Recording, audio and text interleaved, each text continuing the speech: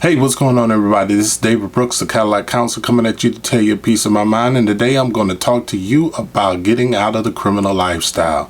I know that it ain't easy, but it ain't that hard either. And I'm going to tell you a story about my life also.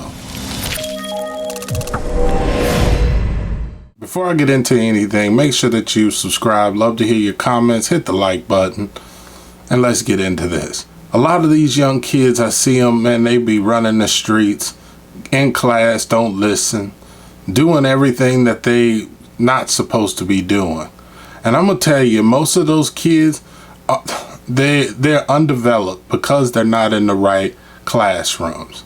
A lot of times they look at these kids as they are having a disability. And so what they do is they put them in lower level classes. But they have a lot more ability than the disability. But a lot of the teachers just don't see it. So what do? They get pushed through. They get pushed through the system, or they push them out of the school in some kind of way, in alternative schools or whatever. But this is the deal. Once you step foot into an alternative school, you almost got a 75-80% chance that you will be incarcerated at some point in your life. So why even jump to that? I was in alternative school twice, but regardless, I did what I had to do. I got out.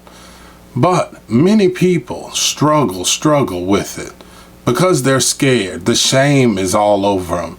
Like they've learned their lesson. Some people learn their lesson, some people don't. I know many people that have been in Fed, many people that got county time and state time. As soon as they get out, they never really address their problem. The reason why most people don't get out of the legal system is because they never find a good job. You have to find something that's going to give you some instant validation that what you're doing is doing the right thing. If you staying in someone else's house, you're not able to get the keys to your own house, eventually it'll start to break you. I see many people in halfway homes and just trying to get themselves together, but they just don't. A lot of times it's because people won't give them a chance. And I'm going to tell you, it's not easy to get that first chance. After you have that assault, that DWI, some people even got worse charges than that, possession charges, the intent to distribute, whatever it is. My thing is this, you got to get past it. I know that the record keeps showing you. But when you go in for a job, man, don't hide from it. Look them square in the eye and tell them, yes, I did it. Whatever it is that you've done, no matter how bad it is, just be blunt about it. People like people to take responsibility. Now, some people, they're not going to give you a shot. As soon as they see your record, they're done. But some of them will. But you got to give them some reason of why. Why do they need to hire you? You make people believe that your change is so awesome that if they gave you a chance to work with them, that you'll do fabulous at their industry or at their location. And this is the one thing that I always tell people, get out of the shame. You got to get into guilty. Be guilty for what you did. Find some guilt. You had two choices, you made the wrong one. For whatever reason, you can't go back and fix any of it. But the shame is the same shame that makes people go groveling to a job. It's the same shame that keeps people from advancing in their career, asking for a raise. You got to get out of that mindset. But if you're still living in that mindset, you're going to be that person. And I will tell you, the worst thing that ever happened to great was just being good. I used to deal with that. I've worked in recycling companies, coming home smelling like pure garbage. I've worked from tile companies, doing tile, worked at Lowe's, Home Depot. I've done many different jobs. Even when I had two masters, I still ended up doing siding on the house when I was in Pennsylvania. I've done all of that, but you know what? I never feel that I'm beneath any job. I will work hard at it. And that's the problem, is your work ethic. If you out there hustling in the street, you got to go out there and you got to go get it now. If you'll stay up till 2, 3 in the morning to make that money, you need to be able to do that now.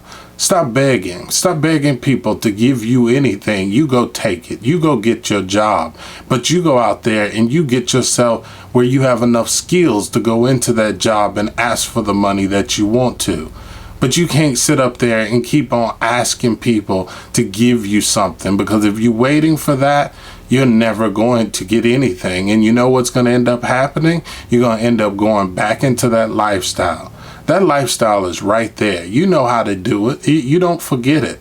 3.5, 7, 14, 28. Look, them numbers don't change. But you don't need those numbers no more. Get new information. Read books. Get you some good information. Get you some for dummy books. Learn how to start a business for dummies. Whatever it is, go get it. Because I'm going to tell you, if you don't learn how to get out of this lifestyle, you're going to stay in it. You got to stay dedicated. And do not try to catch up. Because if you try to catch up, you're not going to catch up to anything. But I'm going to tell you this. When I was coming out of the legal field, I had graduated, but I had a drug record on my charge. On my record. I didn't know what to do. So I started substituting. And then I said, you know what? I want to be a teacher. These people, they get time off. Let me see if I can make this happen. I went in, did all the paperwork. I was good. Went to go pick up to try to start to look for jobs. They gave me a sheet and told me, you can't work because you got a drug possession. Bumped into a guy, and he told me, took me in his office, asked me some questions about my crimes, and I told him. And he told me, you know what? I'm going to give you a shot. And he did. And you know what? I took that shot. I was feeling like I was drowning, underneath the water, barely coming up for breath, but I kept going under. But when I got that first yes, that's all I needed. And ever since that first yes, I've done everything in my power not to go back, because I don't want anything to do with the legal lifestyle. Don't want it. I don't want nobody telling me that I can't go anywhere. I get tired of people telling me that you got to be somewhere at a certain time, because that's not the life I lived. When I was in the street, I didn't listen to nobody. I didn't want to take no time. I didn't want to take your time to be my time. And so from that, I haven't lived that life. Now, I call the shots, just like out in the streets, because all you got to do is switch the game up.